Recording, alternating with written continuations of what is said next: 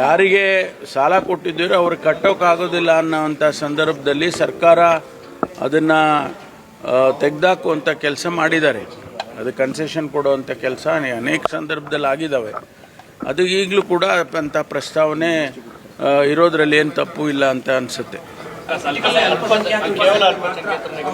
ಅಲ್ಪಸಂಖ್ಯಾತರು, SC/STಗಳು, backward class ಅಥವಾ ಯಾವುದೇ ಸಮುದಾಯದಲ್ಲಿ ಕಟ್ಟೋಕ್ಕೆ ಶಕ್ತಿ ಇಲ್ಲ ಅಂದಾಗ ಒಂದು ಎಕ್ಸಂಪ್ಷನ್ ಕೊಡೋದು ಆಸ್ ಎ ಸ್ಪೆಷಲ್ ಕೇಸ್ ಅಂತ ಹೇಳಿ ಹಿಂದೆಲ್ಲ ಮಾಡಿದ್ದಾರೆ. ರೈತರಿಗೂ ಮಾಡಿಲ್ವಾ? ರೈತರಿಗೆ ಸಾಲ ಮನ್ನಾ ಮಾಡಲಿಲ್ವಾ? ಅದೇ ರೀತಿ ಅವರಿಗೆ ರೈತರು ಕಟ್ಟೋಕ್ಕಾಗೋದಿಲ್ಲ ಅಂಥ ಸಂದರ್ಭದಲ್ಲಿ ಸರ್ಕಾರ ತೀರ್ಮಾನವನ್ನು ತಗೊಂಡಿದೆ. ಇಲ್ಲೂ ತಗೊಂಡಿದೆ, ಕೇಂದ್ರದಲ್ಲೂ ತಗೊಂಡಿದೆ. ಏನು ಹೊಸದೇನಲ್ಲ ಇದೆಲ್ಲ. ಹೊಸ ಪೊಲೀಸ್ ಠಾಣೆಗಳ ಬಗ್ಗೆ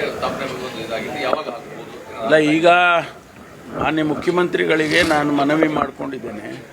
ಇನ್ನೂ ಹೆಚ್ಚು ಪೊಲೀಸ್ ಸ್ಟೇಷನ್ಗಳು ರಾಜ್ಯದಲ್ಲಿ ಬೇಕಾಗ್ತದೆ. ಭಾಳ ಈಗ ಮೈಸೂರನ್ನು ಈಗ ಗ್ರೇಟರ್ ಮೈಸೂರು ಅಂತ ಮಾಡಕ್ಕೆ ಹೊರಟಿದ್ದಾರೆ. ಅದೇ ಥರ ಗ್ರೇಟರ್ ಬ್ಯಾಂಗ್ಳೂರು ಆಗಿದೆ.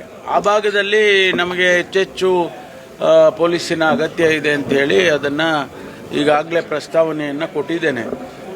ಬಡ್ಜೆಟ್ನಲ್ಲಿ ಎಷ್ಟು ಪೊಲೀಸ್ ಸ್ಟೇಷನ್ಗಳನ್ನು ಕೊಡ್ತಾರೆ ಅದರ ಮೇಲೆ ಹೊಸ ಪೊಲೀಸ್ ಸ್ಟೇಷನ್ಗಳನ್ನು, ಟ್ರಾಫಿಕ್ ಪೊಲೀಸ್ ಸ್ಟೇಷನ್ ಬೇಕಾಗುತ್ತೆ, ಮಹಿಳಾ ಪೊಲೀಸ್ ಸ್ಟೇಷನ್ ಬೇಕಾಗುತ್ತೆ.